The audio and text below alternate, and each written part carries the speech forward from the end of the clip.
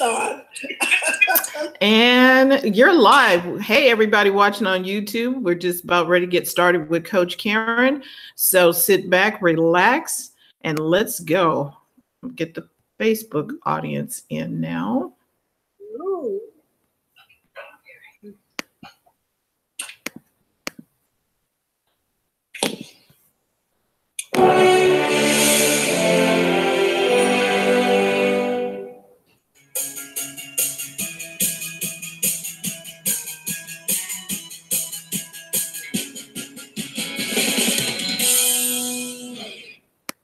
Good morning, everyone. This is Biz Chicks TV. This is the place where you can find tips and tools to help you do business better.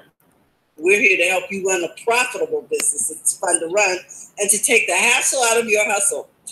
And today we're joined by my co-host, Ms. Francine Gregory, real estate entrepreneur and tech diva, and our guest host, Ms. Karen Fern, all the way from Toronto, Canada, the money mindset coach, who's going to show us how to get our happiness plan together. I like it. You know what? When I heard that, Karen, I just started smiling, which is a different reaction than usual. I'm Lynn from California to cover ups with the Biz Chicks, and we want you to come on in, relax, and let's talk about money today. Good morning, everyone. Good morning. Good afternoon. Good morning. Hi, folks. I'm Karen Fern, your money mindset coach, and every Wednesday I got on here in the Biz Chicks and I talk about mindset and money. And for the whole month of March, we were talking budgeting, better known as the happiness plan. Okay. Because when you lay a plan out and you work the plan, things go great. And so we covered, so I'm going to spend the first 5 to 10 minutes talking about what we cover for the month of March. And we covered what is a budget, what is your happiness plan, and how it really helps. Week 2, we cover why sticking to your happiness plan is so difficult. And last week, we covered living on a budget without regular income. And this week, we're covering working on a budget, working with a budget, working in your happiness plan with no income. Oh, okay. With no income. Because, and the reason we cover all these different areas of this is because we know, here the Biz Chicks, that, you know, you might have money and you might not have. And we want to make sure we're not leaving anybody out so that you can put up your hand and you say, well, I have no money, so you can't be talking to me. And, oh, poor me, and get in a corner. We don't want you in a corner. We want you to come out and shine your light and give you ideas so that you can, you know, sit upon and ponder and then turn it into the practical, which is the money in your hand. And so that's why I went over covering all that sort of stuff. All right. You know, I've been asked several times, you know, either, what do you mean people don't know what a budget is, what your happiness plan is, or everybody know what a budget is, but everybody's afraid of it. So that's why I cover it. It's a simple subject, but it's an important subject to cover. It's your first financial statement, and it helps you to read and understand where you're going, where's your shortfall, and how you fix it. Plan is about fixing something. It shouldn't scare you. You plan it out, you tweak. You plan it out, you tweak, but you work it. If you're not doing that, then nothing happens. Doesn't matter how little bit it is. It still works. So that's what we're talking about today. And I'm going to go over the whole term, and then I'll come back and talk a bit. I like to say, you know, and I say today, let's play. It's time to play a game. And the game we're playing is the what if. Now, most what if games, it's sad because we go into the what if of sadness. I want you to go into the what ifs. Great things. So that's the game we're going to talk about. Number 2, we're going to talk about how you're going to go out and find the money that you don't have. We're going to go out and find a way to make that money, simply stated. And number 3 is simply rinse and repeat and tweak. rinse, repeat, tweak. Number 4, make your talents pay you if you can't find your purpose yet. Because sometimes we have a talent, but we don't feel like it's our purpose. And so because we're waiting to find our purpose, we might want to do anything. But while you're in the doing phase, that's where you find your purpose. Not everybody gets up and know what they want to do. Some people get up and they know what they want to do. I had a cousin wanted to be a doctor. And that was his dream since he was about 5 or 6 years old. He wanted to be a doctor. And he wanted to be a doctor at 11. He wanted to be a doctor at 13. At 16, he still wanted to be a doctor. Unfortunately, the country he was born in, you couldn't get to university, no matter how bright you were. And he was. So at 16, he was ready for university, and they turned him down. At 17, they turned him down. He passed, but he couldn't enter because you had to be 18. By the time he got to 18, he no longer cared about being a doctor, about going to university. Because the 3 years that he spent waiting to get into school, things happen, life happened. And I'm just bringing it up because I wanted to know that I understand life happened. And he chose a different career, right? He wasn't happy in the career he chose. I mean, a career chose him rather. He went to teach for a bit. And then he opened a barbershop. And he was happy with the barbershop. He had like 2 or 3 of them. But he wasn't internally happy. He wasn't working to his fullest. At least that's what he felt. And, you know, he didn't live long. He didn't live long. I was sad when he died. He died in his 40s. And we all say that maybe if he was a doctor, he would find what was wrong with him. Maybe that was why he had this passion of pushing, of wanting to be a doctor. Because you see, when we have an idea and a dream and what we want to do, it's really never about what's immediate in front of us. It's the bigger picture. Why you want to do this thing. Why you are so driven to get this thing done. Whatever that thing is. Don't worry about what it is. Because it serves so much more than what you're seeing in front of your face. Always, it serves more. All right, so let's start back with the book. So you're on a budget. I still want you to have a budget. And what do I mean that living on a budget with no income? Most people, before they make money, they don't have any plan. Because their thought process is, I just want to make some money. If I could only get $40, if I could only get $100, if I could only get $50, because and when your mind is focusing on that, you can't plan a budget. You can't plan your happy plan. You can't get to that happy place because you're too stressed and overwhelmed in all the things because your bill doesn't stop coming in every month, even if you have no money. But what if you were to sit down with pen and paper, or these days type it up if you so desire to have, that to your disposal, and you were to write the budget down into the what if game. So, and here's the beautiful thing about a what if. You have no limitation because there's no money in your what if at the moment. You're in the what if game and you're saying to yourself, I have no money, but what if I can make X amount of dollars? And you start writing that down. You have just moved you. You have just moved you out of the depressive state. You've just moved yourself out of the state of I don't have. Because your mind can't stay there when you're planning this big stuff. It just can't. No, it'll want to pull you back. That's no question. But it can't stay there. Because you are pulling it while it's crying and fighting you. You are pulling it into the place you want it to go. Now, this is not easy. I understand, but I know it's doable. You gotta understand it's doable rather than worrying about how hard it is. You have to understand it is doable. That's the first thing you have to really get in your head, that it's doable. So you pick a number. Put a cost to all your expenses. Do not try to go at it cheaper because there's no money. Go and live in it as though it is done already. I am going to say something that if you're Christian, you listen, you're probably not going to like. But most Christians are the most, they scrape by like nobody's business. And they're afraid to think big because for some reason they're going to be judged if they think bigger. But bigger means you're going to help somebody. So stop thinking small.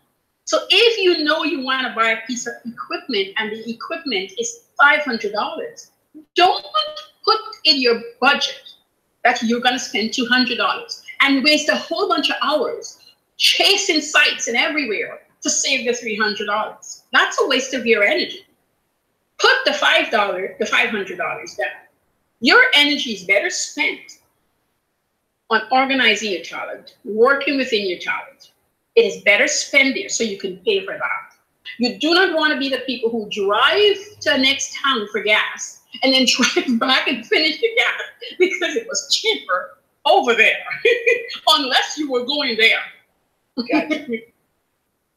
So I want you to write it down. And also, I want you to put a cost toward your savings and your giving. Because if you have decided on the number, you know the 10% going to your giving, and the same 10% is going to your savings. I want it to be numbered. I want it to be down there in that happiness plan, as though it's going to happen. You've got to believe it's going to happen. Every time somebody said to me, and next month I'll be talking about sales and stuff like that, because every time somebody says to me, I believe this thing forever, but it never comes true. I'm going to tell you something. You didn't believe it with all your strength and might. There was a part that you were questioning like nobody's business. And that tiny part that is questioning is stopping the flow. It is so small, but it is powerful to stand at your door and don't let it in. It can block out so much light. And this is from experience and other people's experience. It's a crazy blocker. You can have so much faith and say, I'm going to do all what I'm going to do, and don't believe it, and believe it's going to happen. Just right there, and nothing is happening, and nothing is happening. And you release and you let go, and a whole bunch of things start happening. But you're going to have to move so that that light can shine, and you're going to have to step out of the way. So the what if game, I want you to see the what if game as not, oh, what if I die tomorrow? Or what if I got sick? Or what if my mom called me and I got to go spend 2 weeks with her? Those are the games we play all the time. This what if game is about the bigger picture. This what if game is about, what if I had $1 million? How would I spend it? What if I had $500? What if I decide to pay myself $500 an hour? What if I started to pay myself $1,000 an hour? Let me tell you what's gonna happen to you. You're gonna panic like hell. I ain't gonna lie. You're gonna freak your mind out. Take it. Freak out. Go to the washroom, sing a song, dance, do whatever you need to do, so that when you actually start paying yourself back money, you'll be okay. Because you will, if you decide that's what you want to do. But you're gonna have to go 3 steps to get there, right? Any questions, ladies? Go, give us those 3 steps again, please, that we have to do to get there. The what if game. Pick a number. Okay, so this is the what if game. We need to pick a number. Okay. Yes. Step 2. So that number, so let me explain, that number is how much you want to be paid, whether it's bi-weekly, whether it's weekly, bi-weekly, or monthly. You got to pick the number. Because everything you do and all your activities and everything that you're going to be doing in your business, so let's talk about a businesswoman. It's geared towards the number you have selected. If things that come in your path does not line up with the number, I want you to exit out. Get rid of it. If it's going to drain your energy, if it's going to take you away, it's not in your game plan. It's not in your happiness game plan. I want it to go away. And saying no, and saying it as simple as I'm saying it here, I understand it's not simple. I could just admit right now, I was known for this thing. Let me tell you, I would be good doing what I'm doing. I got a great job offer, and usually not because I applied for the job, and which means, well, God put it in my path, so I should go after it. and it pays good. And the minute I take the job and I get there, I know, sometimes before I get there, that I know I shouldn't have, because it doesn't line up with what I set out to do. And I had had jobs where I literally were going into work, realized what I was about to do, and called them and said, I can't take the job. I felt so sick for the whole day. I felt like I let down everybody that I don't even know, because I've never met the people. I beat myself up. I didn't do my work that I had to do. You understand? I was beating myself up. And then I started writing it down. Just like when I write it down, like, you know, when I first learned the computers. And I didn't understand a lot of things, and I wrote it down. I would ask my kids, and they would give me a hard time, or they'll show me, but they'll come and do and disappear from me, and I don't know what they did. And I wrote a note to myself. I said, do not ask daughter this, do not ask son this. And anytime I feel myself reaching out to them, like literally, I would stop me and just read the note, and I wouldn't ask them. But it's practice. So up to now, like, they'll come in the room, the note is done because I repainted. It was up there. My daughter was like, Mom, you know, you can take this down now. I'm like, you probably need to put it back up. Because I'm venturing into new waters. And when I venture into new waters, the feeling comes right back up again. The feeling comes right up back. And it doesn't matter if I reach out to a client or they seek me out. When I'm climbing into a new place, I entering into this, I question my skills. I question my ability. I question the cost, because it's double what I charge. So I question it. And I send it. I'm still gonna send it off, but I still question it. I'm saying all of this as to say, it doesn't really, it's not as hard as when I started, but it still gives me cause to pause, if you will. And I start questioning if it's in the person budget to do. So I had to write also a note to myself. The other person's budget is none of your concern. It's none of your business. Stop it. It used to be right here. It's none of my concern. It's either a yes or a no, or could we find middle ground? That's what they'll come back to me with. Mm-hmm. But it was hard getting there. I don't want to lie. It was hard getting there. But it takes a little bit of steps and you'll get there. So that's what it gave. You need to know your number. It really keeps you grounded in the projects you take on, in the people you talk to. You also put them in a category. These are my top people. And that's why, you know, we want to find our avatar and kind of know the person you want to work with. And that really makes us know these are my top priority people that I want to work with. These are the people I want to help and maybe come together with and do a project. And even though you haven't seen them yet, you kind of know what they would look like. Or you start formulating what they look like. Or you volunteer with people without money to get a feel of the people you can work with, you want to work with. And you get them in a category. And then you get your third set of people that maybe when you have space and room, or you want to plug them in once or twice a month. And those people, if the slots are filled, you don't take them out again. You know, it's done. And this is really important, even if you don't have a dime, because you're setting up your mind, your body, your soul into how you're going to operate. That's what you're doing. We came with nothing, and our parents, you know, groomed us and gave us whatever we needed to get us here. But you rarely didn't have nothing. Parents give it to you until you had your first job, until you didn't have anything. And so this is where we're back to. So you might have had and lost everything, but you didn't have before. So it's okay, you can do it again. You just have to be consistent, plan it out, and treat yourself as your best client.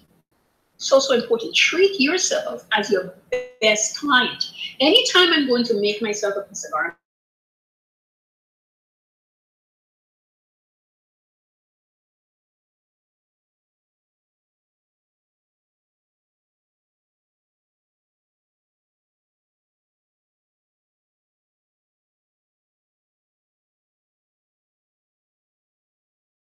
myself a client. But all of a sudden, because it's for me, I gotta so quickly in the day, just like, well, I can eat. No, I'm not doing that. It has to fit well. If it needs readjusting, I want the time. And I want to proudly walk out of my home feeling great in the garment. And nobody, unless you know me, know that I sewed. You must know that I made it. It must be done so well that you just admire the garment. You're not, I made that dress. No, it's just a nice dress. It's just a nice pantsuit. You look fabulous. That's it. It's well made. So I want to treat me really, really well. And to do that, you need to treat yourself as a client. And then number two, step two is put a cost to all your expenses and don't shortchange it because there's no money in the pot. Cost it out as though the money was there already. God has seen our end. The things that he's putting in our pot, it's just to see how we're going to handle it. It's to teach us, to teach us stamina, to strengthen us, to give us courage, to show us how to operate in a situation. To defuse situation. All those sort of things that you're learning, those people entering to teach it to you. They are not bad. They're there to teach you something. Even if you get sick, it's to teach you something. That's why you got sick. That specific thing, unless you call it on yourself. Not a smoker, the drinker, I'm talking about a regular sickness. It's there to show you something, to teach you something, to pull you up. Because very rarely we get sick with something really heavy right away. There's all kinds of different little things that happen to us before the big kahuna happened. I was in the hospital, I told you guys, for nearly a year. But, I was a child, yes, but I was outside running, and it was in the night, and I wasn't paying attention. So I fell on a bottle that cut my feet, right? And it cut it so deep, it needed stitches inside and out. That's how deep it was. But I'm sure my mom said to me, don't run there. But I was going to run there because, my cousins were going there. So I had to get there to run there to see what was going on, right? Because I was in the heat of the game. Like, how could she tell me not to go there? I got to go there. So all kind of stuff happened to us that we don't pay attention to. Because, of course, you're a kid. And then you're a teenager. Then you're in your 20s. But the little things happen to us lots of time. And it's either warning us or telling us and giving us messages. It's hard if you're not tapping into that space of yourself. What all this has to do with money? It has everything to do with money because you do the exact same thing with money. Let me tell you something. I really wanted an obedient child, But obedient children, if they happen to peak at some point, then they're very obedient to their husbands, which is not very good. To the extreme where they lose themselves. And then they get kids and then they lose themselves. And then they haven't paid for anything. And they bring in money, but it goes into the pot. And it's stirred up in that pot. And they don't know what to do with their money. But it comes from all the things that's happened around them. That land them in this position. But they don't know that it land them in this position. Because who's examining those things? When I told my mom that a couple years ago, because my daughter was doing something. And yes, it was wrong. And I told her it was wrong. But I said to my mom, I am bold, so I get to exit out. And I was running my life since 9, so I get to exit out. But for a kid who listened to their mom and did everything that their mom said, that child is lost by the time they get a boyfriend. By the time, if they listen to their mom, the teacher and everything, when they get a man, they don't know what to do because they've been obedient all along. They've been obedient. Obedience is not a bad thing. That's a bad thing if that's all you know. So when they get somebody now, that person tell them to do something like jump out high.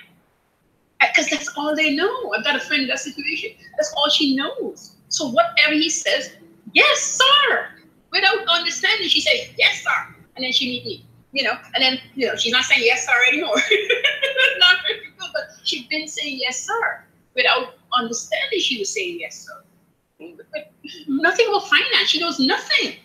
Nothing that's happening in the home that she's supposed to know. But he's looking after it. And it's a great feeling for people to look after us. But you want to be able to look after yourself. I know in this day and age, most women are not in the situation, but yet there's so many still in that situation. So what I hear you saying is, if you grew up doing everything your parents ever said, you don't have a thought of your own. You're not thinking on your own. You wouldn't know what to do. You would think that the obedient child is the one that's gonna be okay. But it's sometimes that rebellious child that tests the boundaries. You got to test a bit. I believe you have to test a bit. No, I will not sit and tell my kids to test. That's not what I do. No misunderstanding. And I don't tell them that I'm happy you tested. But I appreciate the testing without the understanding that I appreciate it. But now that I have adult kids, we will talk about the testing. You know, yeah. And I could see that the one who tested the most is further along than the person who was my real tester. He's so timid, and I see the difference in the tester and the one that didn't test. He is not as, he liked me to believe, but I could see he's not as, there's a lot of fear. He's not as open. He's not. Because everything was done. Yes, for everything them. was, yes, it's like this, like literally like I have to push and say, you could do it, just go. Fall on your face, get up back, and you're still gonna be looking good. Just clean it up, you'll be fine. You'll be fine. And what all this stuff has to do with money. It's like the person who lost, maybe lost $1,000, and they're like, I'll never invest again. I would never do that again. But the truth is, if you didn't, then you wouldn't get to the place you want to get to. Yeah. Because you invest something. You have to invest something to grow. Like if you put $100 in the bank and they didn't give you 2% or 0.5, whatever they're giving you on it, the money would be the same as when it went in. You might as well have kept it under your mattress. But if you had gotten, the 2% on your money, when you go to pick up the money, it's money. Yeah. On your money that you didn't have there, depending on how long you leave it. Case in point, when I went to school, we got our loan here is called OSA. And I took it out. But rather than just have it sit in the bank, I put it on a GIC while I was in school. It didn't earn much money. It earned a 2 point something. But then once it add on to it, because the more your money is, the more they put on it. I ended up getting like a 3.5. It wasn't much interest, but it was money I didn't have. And also, I paid no fees on my bank account while that money is sitting there because they're using my money. That's why they're giving that to me. I understand this. I'm not arguing the same way, when you lend out my money, you're making, 6% on my money. Where is my cut? I'm saying I would have just had this money sitting and I'm getting 3% on this money. There's a couple of thousands of dollars sitting there. So I'm getting 3% on it.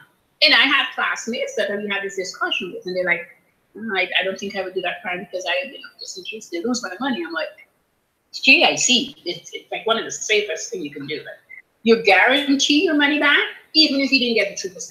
And still people wouldn't take that chance because they're not chance take. That's just who they are as people. And I would have to talk to them to know why, but it's rooted in way back where in taking chances. Wow. Something make them know that they can't take a chance. So the what it gives, if you have no money, there's still things to do, people, still things to do. And then number 2, I want you to go out and find a way. Go out and investigate a way to make money. The world is so funny. God made this world so precious and funny that if you are out and about and you're walking and you meet a stranger and you talk to them, there's ideas that start compiling in your head that you could have never gotten if you stayed at home. You just could never have gotten it if you'd stayed home. I was out yesterday. I think I talked about 2 or 3 strangers. I didn't talk about nothing really interesting. We spoke. I'm always ready for a chat. And usually, people just come, maybe I'll be looking at something. I talked to a lady in the dollar store line. She was fretting. The line was so long. She's like, I didn't want to join this line. It's so long. I just want to put everything back. I said, well, look at it this way. They rearranged the store. We've got more cashiers. It seems like it's longer, but honestly, we're going to be up there in no time. And we keep talking. And we got to like halfway through the line. I'm like, look how close we are. She's like, Well, it's a good thing you talked to me. You stayed in the line. We end up talking until we both cash out. And we said our goodbyes. Because she really wanted what she went for, but she's busy panicking that she has to get to wherever. And she really didn't. Through the conversation. But in her head, she was needing to do. So you get ideas. And what ideas did I get? I'm not going into that now. But the point is, when you talk to people, and if you were a reflector, and you come back and reflect, and you should be, you will. It mightn't be an idea to start a business. It might just be a thought. But if you build upon that, then it will turn into whatever it is you might want to do. And then your mind is not confused and worried about this I don't have money situation. That's where you want to get to. This focus on what I don't have really stop you from getting, because you're so bent on focusing what you don't have right now. You really have to get over what I don't have and look at what you can have or what you can. And as we talked about it before, because we're working towards our happiness plan, so we should be happy while we work this plan, because you know Terry's happy by you're going to be working this plan. Okay. It's not a budget no more. It's a happiness plan. I love it. I keep talking about it. Because it changes your whole endorphin thing up here. You know what I mean?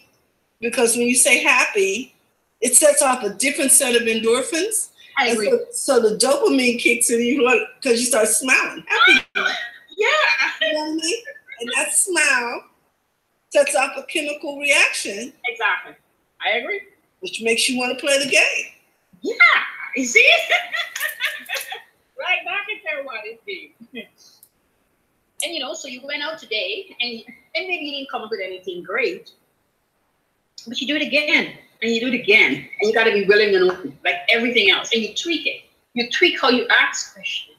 You tweak whatever you're doing, whether it's because you're writing, whether it's because I'm a people watcher. I like to go and watch people. I get my kicks out of it and enjoy some good laughter too, but I love to watch people. People are funny, especially when they don't know you're watching them.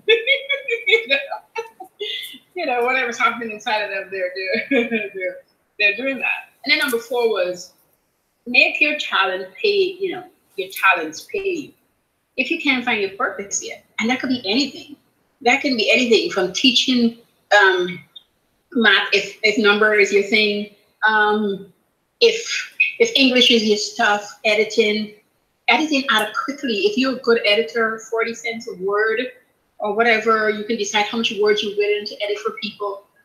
There's always people looking for that online, that's an online thing, or you can do it in person too. There's all these free places you can go and advertise, and you keep doing it. You keep the key here is rinsing and repeat. I'd given an example.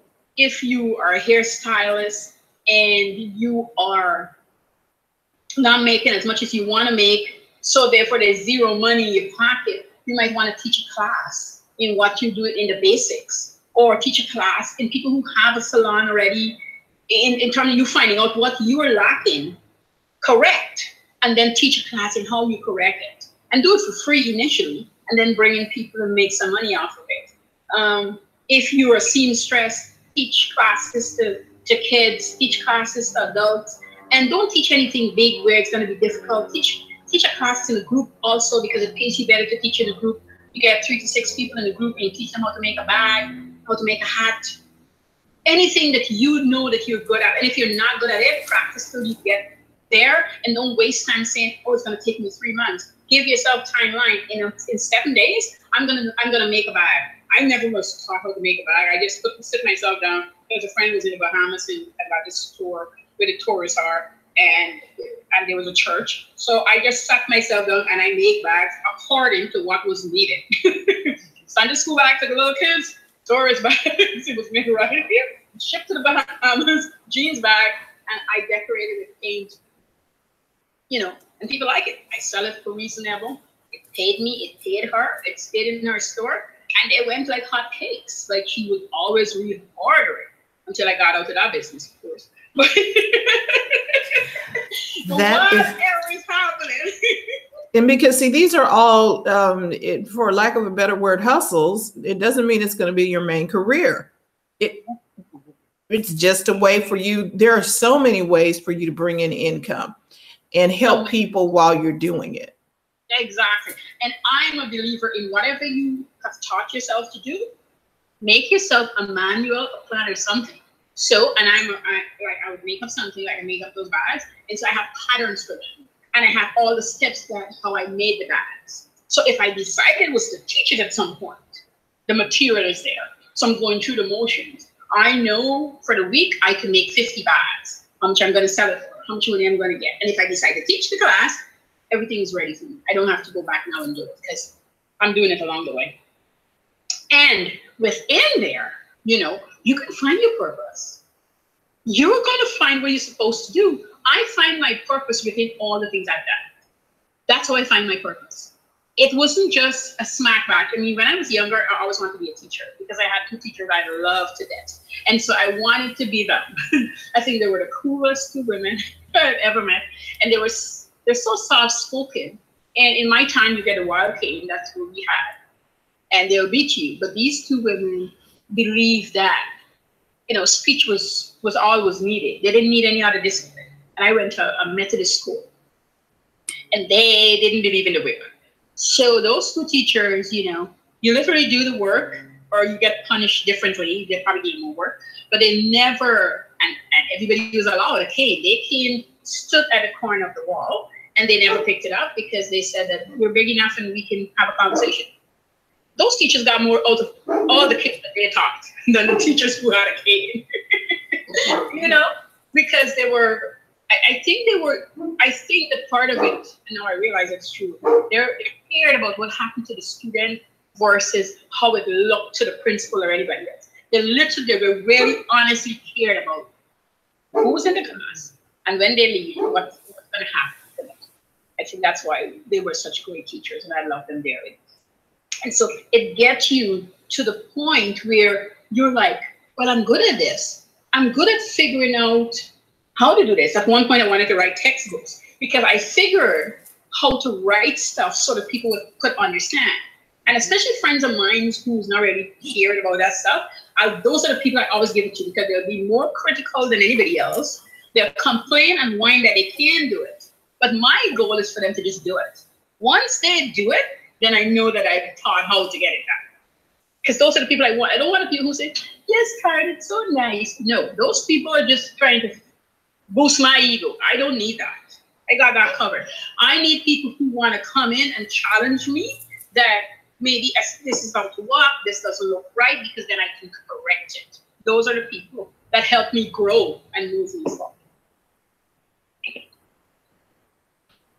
So we're talking about the happiness plan, and we've been talking about it all month with Coach Karen, and this is, I'm sure she's going to cover this in the future, but this happiness plan and things that you can do to ensure that your happiness plan brings happiness. Exactly.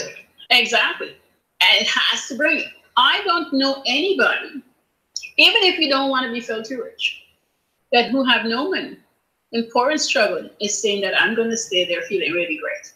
No, you want to get up from there. If not for yourself, you want to do it for your children or your grandchildren or maybe a niece or a nephew, somebody along the way that you'd love to help, that you love to move them, if not yourself, to the next level, the next place in their life, to do something for them. And to do that, you need to tap in on whatever it is God has given you, that has brought you with, because he didn't send nobody here without a plan. Mm-hmm. He didn't. So your job in your whole life is to find it, and then when you find it, you work it. And the people who find it earlier on, those are the people who move forward faster. That doesn't mean they don't have any struggles. I think that was the hardest thing for me to wrap my head around when I was younger. They still struggle. They still have to go through some things in life because that's what life is made up.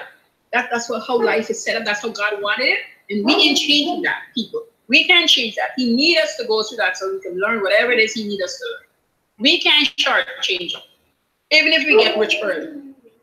What next? What else am I going to do? If you got rich in your 20s, what else you do? Most people lose it. They don't keep it. Very few people get rich early and keep it. They lose it. Because if they learn some lessons, you need now to teach them some lessons. So they lose it before they earn it back, the ones who earn it back. And the people who don't earn it back, they're still on that journey. They still haven't learned a few things. That is key. That is key for them. To keep earning and keep it. Because earning, most people can go to work and earn money. I mean, let's be honest. You can get a job at the library, sweeping, cleaning, doing whatever, and be rich from it. It's not what you do that makes you rich. It's what you do with what you get. It's not what you do, it's what you do with what you get.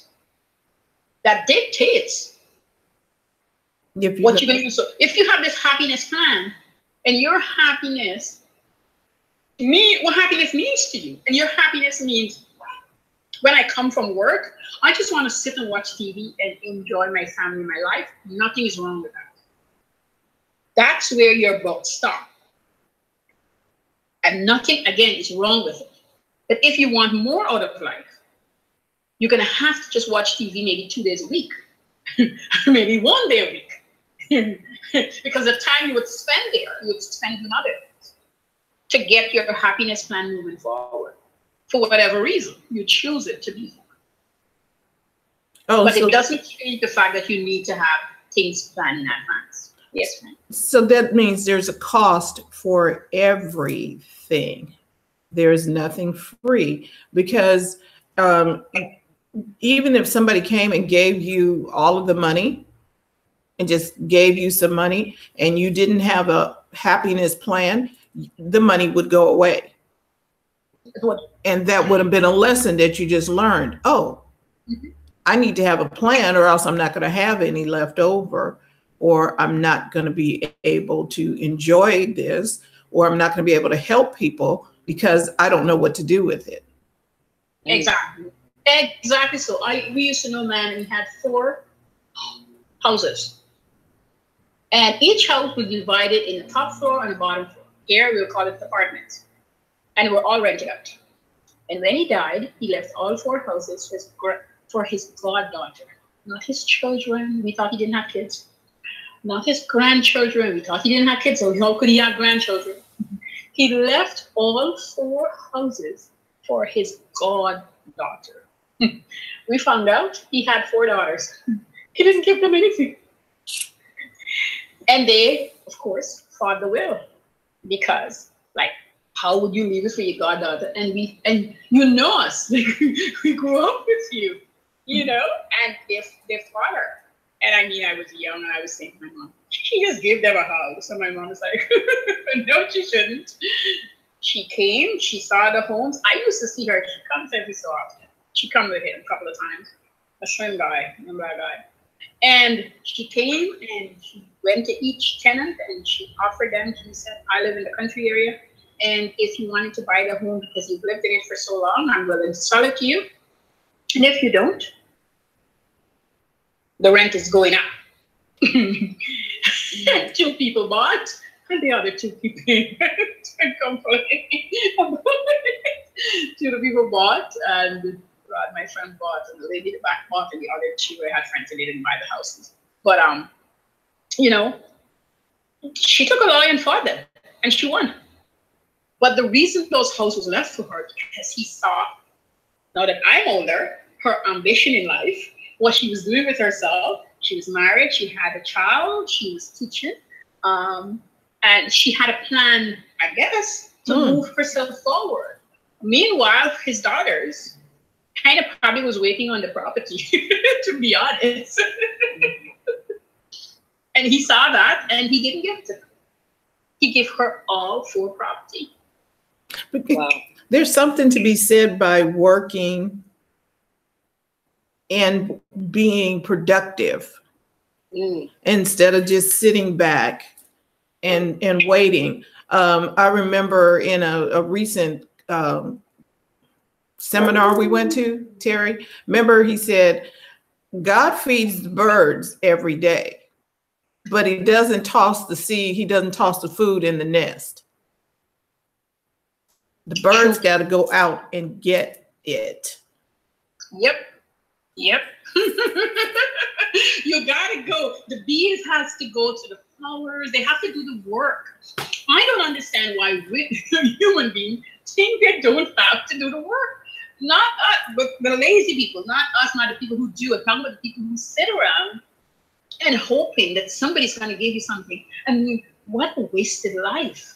You've gotten this precious thing that God has given you, and you're getting up complaining about whatever.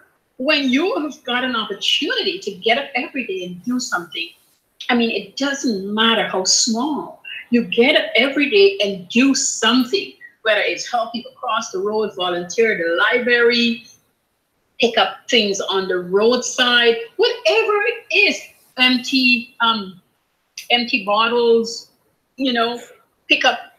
They have a lady that come here every Tuesday when it's recycling. She comes and she empty everybody's recycling bin, and she goes through it and she takes whatever she wants out of it, and then she puts everything back neat and tidy. You don't have to tell her anything. She does it. She rides a bicycle, and she has it on the two handles, the back. It has like a carrier at the back there, and she set up two.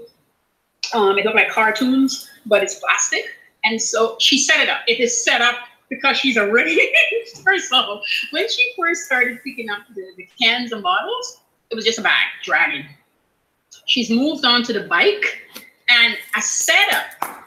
You understand? This is a business setup. 2 handles and 2 boxes at the bottom, because I guess she's separated on her way. So she's not waiting anymore until she gets to her destination. At least that's what I'm thinking, because now this is a business happening. but she is doing what she can with what she has in front of her. Exactly. It's in her hand. That's it.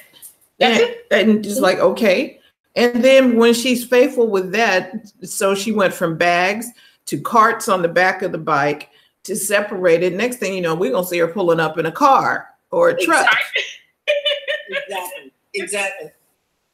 You see? So there was not. So let's suppose there was nothing. There's no income that was happening, and she said, "Okay, I'm gonna." To be honest with you, I have a lot of things that I don't mind doing, but garbage is one of them that I just don't like to do. So I wouldn't think of doing anybody's garbage, and I'm not knocking her. I'm just saying that's not what I would want to do. Correct. But that's what she's doing, right? Yep. But you see, he has a system, and I find this very common here in California among the so-called homeless. I was pulling out one morning early, and the guys startled me. There were 3 of them. They were on bikes, and they were going through the recycle to get the plastic. And here I am thinking, because by noon, they're just laying out begging for money. I'm thinking they don't have any income. They've been working all night. They've been working the late shift, going through my remnants, making a living off of the remnants. And I went through the whole complex. I live in a condo complex. I went through the complex, and then they had a system. So on this day, this is the garbage day on this street, et cetera, et cetera. Yes. And I recognize these guys got a serious business. Yes. Yes. And they have territory. They have transferable skills, and I used to teach this all the time, how to make a living with non-traditional methods. Because most of the people that you mean with a side hustle? Yeah, that's all it was. What you have in your hand, because most of the people who came out of the groups that I was talking about were challenged in one way or another. They either had records with the police or something going on, drug abuse, something in their past, and now they're rebuilding their lives. And so these were blockers to traditional employment. So we had to talk about this, and this was before all of these apps. Now all these apps, Francine, you can just get on care.com and become a babysitter. You can get You can drive for Uber. You can do Trashy. Trashy is a new app that allows you to go around with a truck and just pick up trashy people. And they know how much they're going to pay. They pay in advance, just like Uber. It's prepaid. You pick it up, and then the app pays you. They pay through the app. So stuff is being created every day to allow you to make a living. There's just no way you can make an excuse. Now, once you figure out how to do that, and that's what this come in, like, if you have planned that when the money do come in, you know what it's going for, what it's going to do, because you've set the system up in place. That sometimes is the hardest thing for people to do because they expect it to just keep happening. We have the people who pick up garbage too. A lot of them not pick up trucks. I mean, this is their living. This has been going on since, I don't know, way back when, and it never stopped. So when people say they don't have an income, you got to find out, do you really not have an income? Is it really true that you don't have an income, or you don't have a way to make an income? Because even if all you can do is lie in bed, there's still a way to make an income from lying.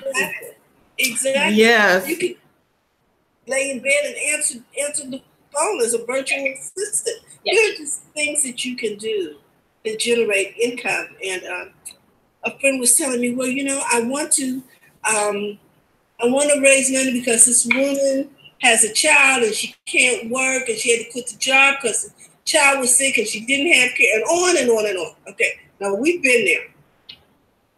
Of course, people say I'm cold, but I'm just like, no, that's unacceptable in this economy. Yeah. If she's calling you, that means she has one of these, which means she has the potential to make an income. Yes. Yes. And there were so many barriers when we went through this, Francine. We didn't have this. None of that. Nope. We had to get out there and hustle. And we did it. I started a janitorial service. I just went up to what is it? The gym, a local gym. And I said, I'll clean your bathrooms and showers. Didn't have a clue how to do janitorial commercial cleaning. But apparently he liked the price that we agreed on, and I would come and clean up every so often. I said, look. Yeah. There's just too much you can do nowadays. Yeah. Too simple and too easy. You can do whatever you need to do what you know you have to. And some people are sitting in their happiness plan. They have rooms that their children have gone on to become successful adults. Mm-hmm. And they are living in 3 and 4 bedroom homes by themselves. Yep. They shouldn't be in a house by themselves. And there are people looking for a room to rent. Okay, and rents keep going up. And inventory keeps going down. Yes. So that means that the room is worth more every week. Yes. Yeah. Yes. And yet you're telling me you broke because you're on a quote unquote fixed income. Would you say, Fran, who fixed it? I like it. I love that. You can't just sit there and do nothing. And I like Karen's challenge that whenever you see a hustle going on, like, the guys doing the strawberries on the side of the road, or the oranges or the watermelons or whatever, snap a picture and send it to her, because it inspires you that there is something that you can do. Listen, this morning on some news show, they were showing this rabbi. The rabbi has ALS, so he is confined to the bed, and they were showing this technology that allows him to communicate with his eyes. He can type with his eyes. Well, this man types a sermon out every week. It's delivered electronically by the machine. The parishioners are coming through the room, celebrating holidays. The kids are coming over from the children's ministry. He is running a church from his bed, and he is paralyzed. Amen. And so what's your excuse? You can do something, okay? Something. Are you feeling? When I saw that, I said, "Shut up, Terry." There is no excuse. Shut up. I said, "Today was the day you wanted me to see that news because I was." And the wife was there, you know, ministering to him, but he's confined. And he didn't quit. Yeah. There you go. You said it. You said the word. And he's active. He's constantly doing something. I wouldn't be surprised if the man writes a book because they got a story. There you go. And he's able to type. I mean, he's typing, and then the machine is reading the. It's like, yep. Yes. Yes. And yet you got something. You got an excuse? No. And I tell you, no.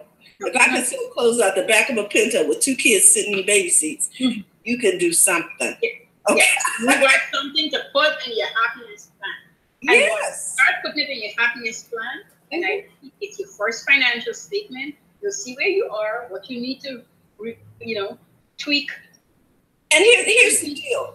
If you have children, because people always go, well, I have these kids and I don't have childcare, then maybe what you need to do is start a babysitting service since you got to be at home with the kids anyway.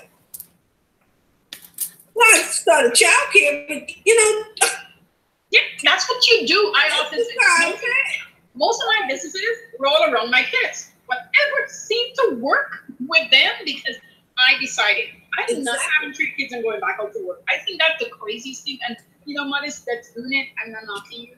It's the childcare is so expensive. And so here, how about this? I look at those children as a workforce. Just saying. I'm just saying.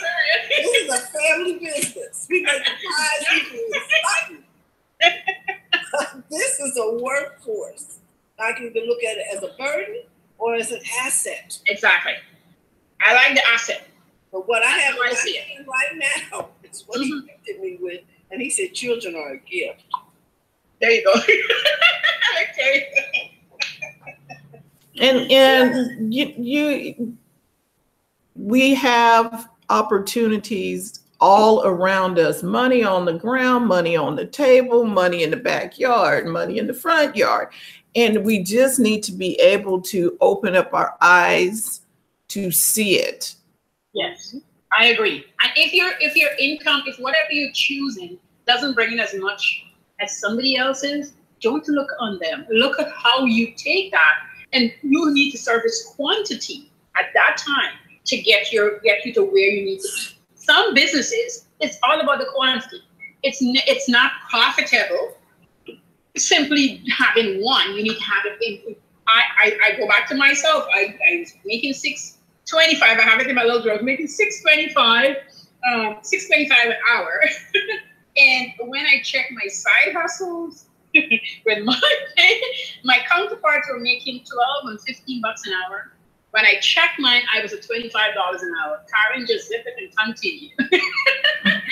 Yep. You just zip it and continue because I had my food biz and I had my cross stitch biz. So between the two orders that I would get every week, when I checked it out and the hours I work, my work and $25 an hour. Like honestly, I'm making $6.68. That's the other thing. And I'm not saying to cheat government, but the fact of the matter, if you're working and making this amount of money and you got a little side gig, you don't take tax out of that until you get to a point where you need to.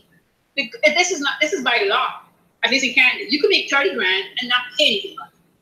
When you go above 30, then you pay. That's a fact. That's a little high end. It's just how it is. The minute you pass that number, then you need to go in and get yourself registered, get your number, get all that sort of stuff.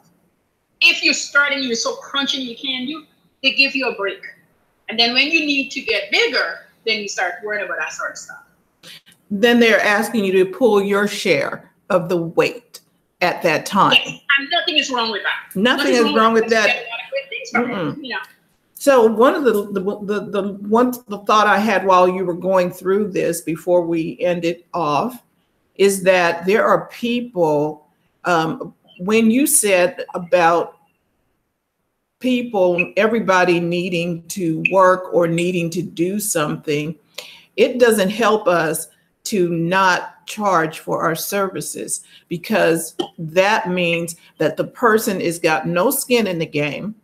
None. They have no incentive to appreciate whatever it is that we are trying to share with them. And because they have nothing invested into the situation, either time or willingness, like with the mastermind thing that we are putting together, we asked for the people to say, I'm in. You have to respond back on the email with, I'm in. Yeah. Do you realize how many people, Terry? Okay, I'm calling you, telling you, no, follow the instructions. It says, respond back with, I'm in. Because it tells you they can follow, first of all, instructions. You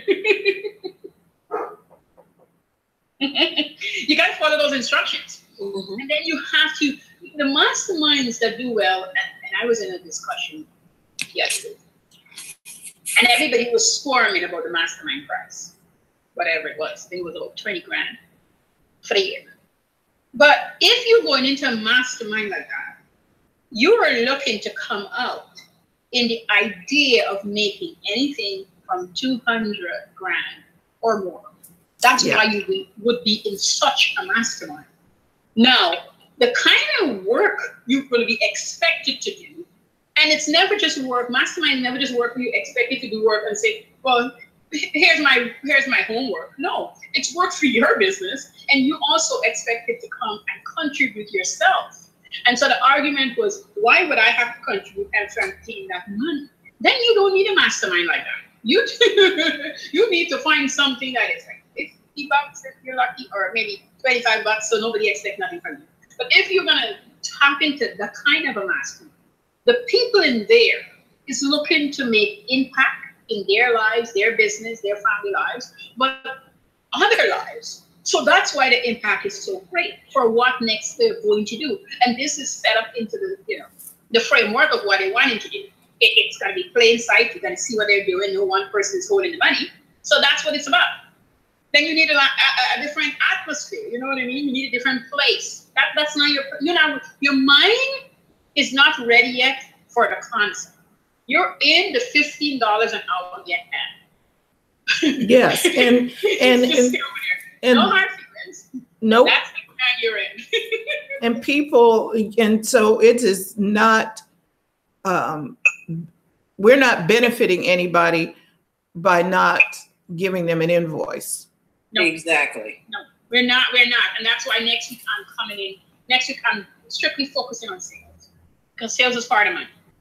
And every now and then I got that in. I figure at least 2 to 3 times of the year, I should come in and talk about sales, because it's part of our business. Yeah. It's part of the pricing. It's part of the getting. It's part of the receiving. It's part of the cycle of business.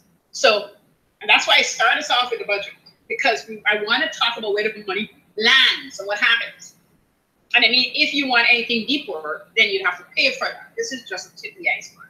Yeah, I like how you're doing this. The end is the budget or the happiness plan, but once you have to start with the end in mind. So you got to have the happiness plan, tells you how you're going to distribute the funds that come in. But now how do you get funds into the happiness plan? Oh, exactly. Sales.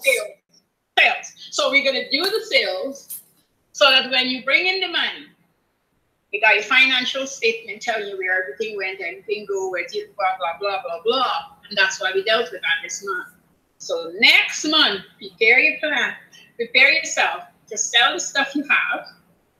That's what we're going to be talking about. We're going to talk about all kinds of sales. Passive sales, not aggressive, passive, conversational sales. You know, sales don't ever happen without a plan. I'm sorry. The people open a store and you see people walking in, do not take it as face value. They're not only sitting there, they're advertising. You're not there. If you didn't get any information, you're not their peeps. You just happened to buy something, but they weren't advertising to you. That's why you didn't know they exist. That's all. Wow. They're advertising, just not to you, because you can't buy in your shop. You just happen to pass and see the shop.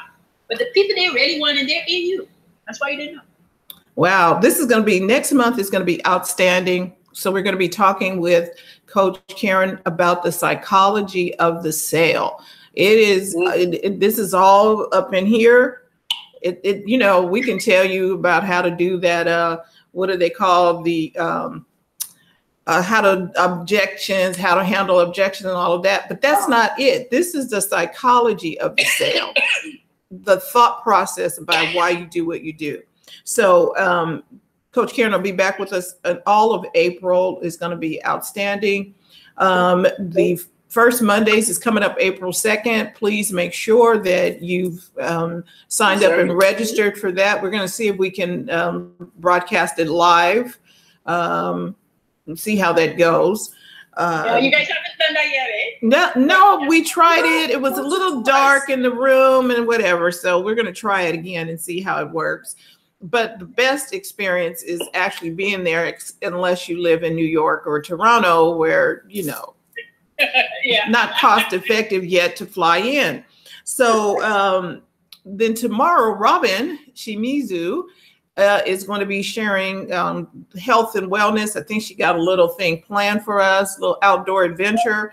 So we will look forward to that. Friday, we're talking tech. Please bring your questions. There's so much going on with Facebook, YouTube Live. Bring your YouTube Live questions, because we've been experimenting here and it's been working out pretty well and we like it. Then Monday, we're back for Coffee Thoughts. I'm not sure who our guest is, but I'm sure it's going to be outstanding. And we are looking forward to seeing you all again. Are you guys going to be here Friday? Let me ask, because Friday's Good Friday.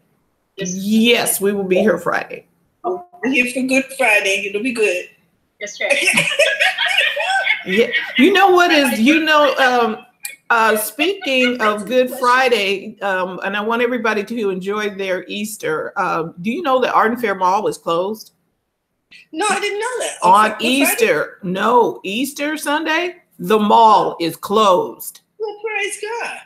Do you understand? I'm talking about the entire Arden Fair Mall is closed. That's major. I'm talking about that used to not be uncommon. No, I understand, but the reason why I'm saying it is because they're bringing back something. I was like, who owns the mall then? Because that is like major.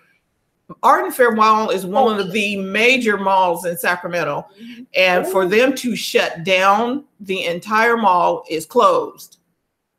That's interesting, because they own quite a few malls, and the managers. So I'm wondering if that's going to be consistent. I don't know. It's not Westfield, so this is a different company. I don't know who owns it. So they announced that they're closed. Yeah, it's on the signs are all on all the doors.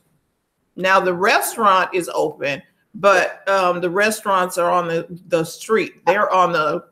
The perimeter. Yeah, they're on the perimeter. So. But for the Arden Fair Mall to not be open, that says something. It does. They value the employees. The Apple store is closed. Everybody is closed on. I'm excited to hear that. Yeah, that's nice. But people are going to be grinding. People are going to be. How are they going to pull up to the mall? Read the signs, people. We're telling you now. Arden Fair Mall is closed on Sunday. Don't go. Just don't go. So just don't, it's going to be all good. Step away from the mall. I like that, Terry. Stay away from the mall. Go home, hang with your family. Yes, enjoy and that's what we want to say to you too. Enjoy your, check in with us on Good Friday. If you are available, then go and enjoy your family. Mm-hmm. On Easter, just sit down, relax, have a day off. Do nothing. Mm-hmm. Yep. Chill to me. Chill. Chill out. So I hope you guys enjoy this month. I did. We talk about our happiness plan. Congrats to Carolina. She gave us that title. Let me just tell you. And be sure to make sure that you all, if you see some side hustles, snap a picture and put up over in the group, Island Girl Hustle, if you're a part of the group. If not, you can post them here. Hey, this is the side hustle I saw. Put it here in the Facebook chat and on YouTube. Thank you so much for watching us as well. this is going to That'd be awesome. That's a Yeah. good idea, Fran. I like that idea. Snapping that picture, putting it there. And also, if you guys have any questions from this month, drop it down. I'll pop in and answer them. cool. You know, right. Well, I just want to say that we are going to be looking for sponsors for May. So we'll get back to y'all with more information about that, about how you can, be a sponsor for Biz Chicks Live TV. And so with that, I want to also remind you that don't forget to go to the front of your own line. Bye-bye. Bye-bye.